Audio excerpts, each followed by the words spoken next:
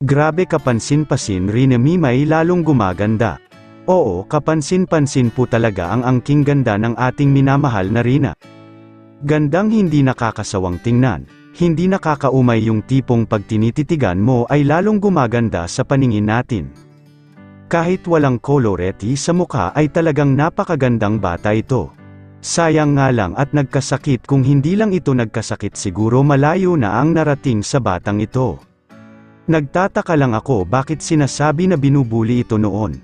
Samantalang kay gandang bata naman ito, kay lupit ng naging buhay mo dati aming prinsesa, salamat sa Panginoon at natagpuan ka ng kalingap na siyang naging daan upang mabago ang buhay mo at gumaling ka aming prinsesa. Nagpadala ang Panginoon ng mga taong totoong magmamahal sayo, upang sila ang kakalinga sayo aming prinsesa Rina. Kaya salamat sa Diyos sa Kalingap team kila Kuya Val Kalingap Rab at kay Ate Edna. At sa lahat ng Kalingap boys, at lalo na kay Ate Roda na siyang naging dahilan upang maging okay na ang ating prinsesa dahil sa maayos na pag-aalaga. Kaya ito na ang ating prinsesa ngayon, lalong lumitaw ang ganda niya ngayon habang siya ay nagdadalaga. Paano pa kaya kapag sayay dalagang-dalaga na? Ngayon pa nga lang sobrang ganda na grabe kahit di ko makita ng personal si Rina, kahit sa mga video lang ni Kalingap Rab at kay R. Roda talagang hanga ako sa ganda ni Rina.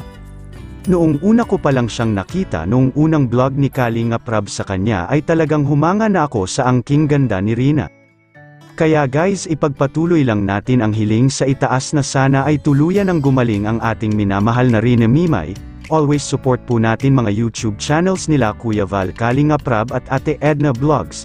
Pakidamay nyo na din po sana ang munti kong channel at palike na din po sa video kung ito. Thank you so much po, mega love shout out po sa inyong lahat. Good day and God bless everyone.